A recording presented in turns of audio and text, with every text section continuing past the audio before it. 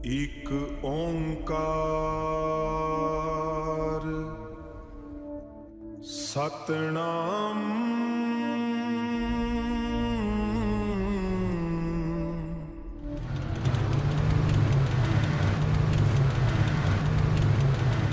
भारत के इतिहास में कुछ घटनाएं सिर्फ घटनाएं नहीं रहती, वो दस्तावेज बनती है, वो बहस बनती है, वो आरोप बनती है और कभी कभी वे राष्ट्र की स्मृति पर ऐसे घाव छोड़ जाती है जो कभी भरता नहीं, सिर्फ पीढ़ियों दर पीढ़ी दर्द देता है।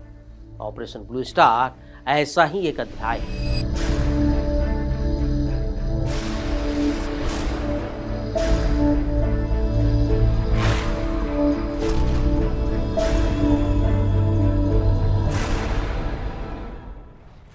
जून 1984 भारतीय सेना स्वर्ण मंदिर परिसर में दाखिल हुई। लक्ष्य था जनरल सिंह भिंडरेवाला और उसके हथियारबंद समर्थकों को बाहर निकालना।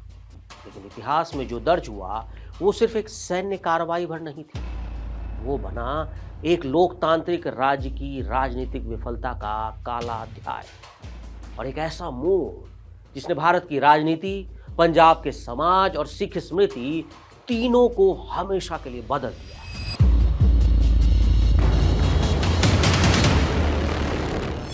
ये कहानी किसी बरसी की नहीं है, ये कहानी उस ऐतिहासिक मोड़ की है जहां भारतीय राज्य, धार्मिक अस्मिता, चुनावी राजनीति और हिंसा एक ही फ्रेम में आकर खड़े होते हैं। अब ऑपरेशन ब्लू स्टार को अगर आपको समझना हो तो सिर्फ 1984 जून में क्या हुआ वो समझने भर की बात नहीं है। इसे समझने का मतलब है उस पूरी प्रक्रिया को समझना जिसमें पंजाब का सवाल राजनीतिक था, लेकिन उसका जवाब धार्मिक प्रतीकों और सैन्य कार्रवाई में तलाशा गया। सवाल कई है। क्या भिंडरेवाले अचानक पैदा हुए? क्या उन्हें पहले उपयोगी माना गया और बाद में खतरा? क्या दिल्ली ने पंजाब को संभालने के बजाय उसे साधने की कोशिश की? और इस कहानी की शुरुआत सिर्फ स्वर्ण मंदिर से नहीं, विभाजन के बाद के पंजाब से शुरू होती है। विभाजन के बाद सिख समुदाय ने केवल जमीन नहीं खोई, उसने अपने इतिहास का भूगोल भी खोया। लाहौर चला गया, ननकाना साहिब पाकिस्तान में चला गया और उसके बाद पंजाब की राजनीति में भाषाई पहचान, राज्य पुनर्गठन, चंडीगढ़ और नदी जल जैसे सवाल लगातार बने रहे। 1966 में पंजाब का पुनर्गठन हुआ, लेकिन असंतोष खत्म नहीं हुआ। 1973 का आनंदपुर साहिब प्रस्ताव इसी पृष्ठभूमि से निकला। उसकी मूल भावना अधिक राजकीय स्वायत्तता और केंद्र की सीमित भूमिका पर जोर थी, लेकिन धीरे धीरे इस प्रस्ताव को अलगाववाद के साथ भी पढ़ा जाने लगा और यहीं से नाम गूंजने लगा जरनैल सिंह भिंडरावाले का। वो दमदमी टकसाल से निकले थे, एक प्रचारक के तौर पर शुरुआती पहचान थी और धर्म के उपदेशक की पहचान से वो आगे बढ़ रहे थे। उनके व्यक्तित्व में एक बात जुड़ती थी कि वो धार्मिक भाषा को राजनीतिक आक्रोश के साथ जोड़ते थे। सम्मान, अपमान, पहचान और प्रतिरोध, ये उनके भाषणों में हमेशा मौजूद होता था। दी कारवां लिखता है कि उनकी सीधी टकरावपूर्ण शैली और धार्मिक प्रशिक्षण ने मिलकर उन्हें ग्रामीण जाट सिख समाज में गहरी पैठ दी। 1978 का निरंकारी सिख टकराव उनके उभार का निर्णायक मोड़ बना और इस घटना के बाद भिंडरेवाले को एक ऐसे चेहरे के रूप में देखा जाने लगा जो खुद को पंथ की रक्षा से जोड़ रहा था। ब्रिटानिका में इस बात का वर्णन है कि 1978 के बाद उनकी सार्वजनिक पहचान तेजी से बढ़ी और वो केवल धार्मिक व्यक्ति नहीं, एक राजनीतिक शख्सियत के रूप में उभरते गए। भिंडरावाले के उभार की कहानी यहीं खत्म नहीं होती। इस कहानी का सबसे विवादास्पद पन्नों में से एक आरोप बार बार सामने आता है कि कांग्रेस ने अकाली दल को कमजोर करने के लिए भिंडरावाले जैसे धार्मिक चेहरे को स्पेस दिया, इस्तेमाल किया। दी कारवां ने नैयर की द ट्रेजेडी ऑफ पंजाब और अन्य स्रोतों के आधार पर लिखा कि कमलनाथ ने नैयर से कहा था, Bhindranwale seem to be fit the bill, यानी अकाली दल का मुकाबला करने के लिए वो भिंडरेवाले उन्हें उपयुक्त लगे। ये वाक्य सिर्फ एक बयान नहीं है, ये उस राजनीतिक मानसिकता की झलक है जिसमें धार्मिक प्रतीकों को चुनावी रणनीति की तरह इस्तेमाल किया गया। एक किताब में साफ लिखा है कि कांग्रेस और भिंडरेवाले का रिश्ता म्यूचुअल कन्वीनियंस का था, यानी एक तरफा ये निर्माण नहीं था। भिंडरेवाले के पास पहले धार्मिक आधार और सामाजिक अपील थी। दिल्ली ने उस ऊर्जा को अपनी राजनीति के लिए उपयोगी समझा और यहीं से नियंत्रण की रेखा धुंधली पड़ने लगी। ऑपरेशन ब्लू स्टार को समझने में एक और किताब बार बार सामने आती है, मार्क टूली और सतीश जैकब की Amritsar mistress Gandhi's last battle. इसमें कई स्रोत जो समकालीन और विस्तृत वृत्तांत हैं ये बताते हैं, क्योंकि उस समय ये दोनों पत्रकार उस दौर को करीब से कवर कर रहे थे और उन्होंने भिंडरेवाले के उभार, केंद्र की रणनीति, सैन्य कार्रवाई, तीनों को साथ रखकर पढ़ने की कोशिश की। इस वृत्तांत का महत्व इसलिए भी है क्योंकि ये ब्लू स्टार को केवल सैन्य ऑपरेशन नहीं मानता, बल्कि इसे राजनीतिक टालमटोल, गलत आकलन और आखिरकार हिंसक माध्यम के रूप में पढ़ता है। ये वही फ्रेम है जिसमें ब्लू स्टार क्यों हुआ, इसका जवाब कैसे हुआ और ज्यादा महत्वपूर्ण हो जाता है। भिंडरेवाला पर सबसे बड़ा और सबसे जटिल सवाल यही है, क्या वो सीधे सीधे खालिस्तान चाहता था? ब्रिटेनिका के अनुसार उनका एक चर्चित कथन है, वो कहता है, I am neither for independence nor against it, but if I am offered it I will not refuse it. यानी मैं ना आज़ादी के पक्ष में हूँ न विरोध में, लेकिन अगर मुझे ये दी जाए तो मैं मना नहीं करूँगा। ये भिंडरेवाला का बयान है जो इतिहास के पन्नों में आज भी दर्ज है। 1981 से 1984 के बीच पंजाब का माहौल तेजी से बिगड़ा। 9 सितंबर 1981 को हथियारबंद लोगों ने पंजाब केसरी के संपादक लाला जगत लाल नारायण की गोली मारकर हत्या कर दी। इल्जाम जनरल सिंह भिंडरेवाला पर लगा। लाला जगत नारायण की हत्या के बाद 15 सितंबर को अमृतसर में भिंडरेवाले को गिरफ्तार कर लिया गया, लेकिन सबूतों के अभाव में उसे जमानत मिल गई। बाद में 1983 में डीआईजी एएस अटवाल की स्वर्ण मंदिर की परिसर में हत्या। इन घटनाओं ने राज्य की क्षमता पर गंभीर सवाल खड़े किए। अटवाल की हत्या के बाद हमलावर परिसर में घुस गया। ये महज अपराध नहीं था, ये सत्ता को एक संदेश था कि धार्मिक परिसर अब राज्य की पहुंच से बाहर हो रहे हैं। ये अलग मैसेज जा रहा था। इंदिरा गांधी की सरकार के लिए ये सबसे कठिन क्षणों में से एक था। अगर कार्रवाई नहीं होती तो राज्य की विफलता सामने आती, और अगर होती तो सिखों के सबसे पवित्र स्थल पर सेना भेजने का जोखिम था। ब्रिटेनिका और उस समय के जो मैगजीन्स थे उनके अनुसार मई 1984 के अंत तक कार्रवाई का निर्णय हो चुका था, यानी ये फैसला दिल्ली ने ले लिया था।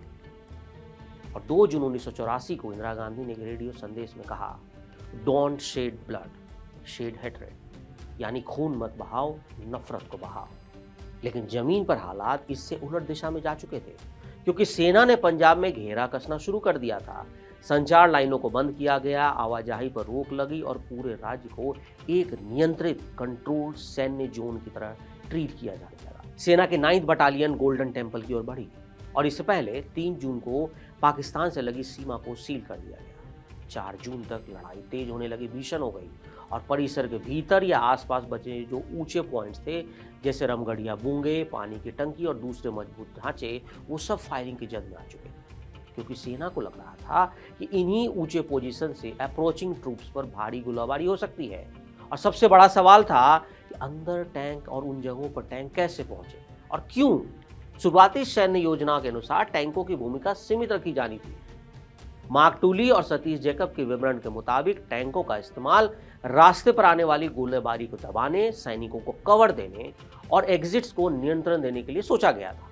यानी शुरुआत में यह विचार नहीं था कि अकाल तख्त पर सीधे मुख्य तोप का इस्तेमाल होगा, लेकिन जैसे जैसे सेना अंदर बढ़ी, ग्राउंड डीएलटी योजना से कहीं अधिक कठिन थी। जो सोचा गया था उससे कुछ अलग निकल रहा था। ब्रिगेडियर इसरार रहीम खान के बयान के अनुसार दर्शन द्योरी की तरफ जाने वाली गली का लगभग 1-1 इंच फायर की जद में था, और जब सैनिक सीढ़ियां उतरकर भीतर बढ़ रहे थे, अंधेरा, बिजली कटने और नीचे बनी फायरिंग पोजीशनों के कारण उन्हें समझना मुश्किल हो रहा था कि गोलियां कहां से आ रही हैं। एक इंटरव्यू में भी इसरार खान ने कहा कि rooms after rooms, allies after allies वाली लड़ाई थी। यानी ऐसा बिल्टअप कॉम्बैट जोन था जहां हर कमरा, हर गली और हर मोड़ एक फायरिंग पॉइंट बन सकता था। और यही कारण था कि यह कार्रवाई सेना के लिए बेहद कठिन और खतरनाक साबित हो रही थी। सेना का मुख्य प्रवेश घंटाघर वाले हिस्से से हुआ, जहां से कमांडो और पैदल सैनिक दर्शनी देवरी से नीचे उतरकर परिक्रमा के किनारे किनारे अकाल तख्त की ओर बढ़ने वाले थे। लेकिन जैसे ही हमला शुरू हुआ उन्हें बहुत भारी क्रॉस फायर का सामना करना पड़ा। मार्क और जैकब के विवरण के अनुसार कई कमांडोज प्रवेश के आसपास ही मारे गए या घायल हुए। पीछे की संकरी गली से रूप साइड या साइड अप्रोच लेने वाली कोशिश भी हुई, लेकिन ये भी सफल नहीं हुआ। पहले कार्ल गुस्ताव जैसे हथियार से असर दिखाने की कोशिश हुई, लेकिन उससे कोई फायदा नहीं दिखा।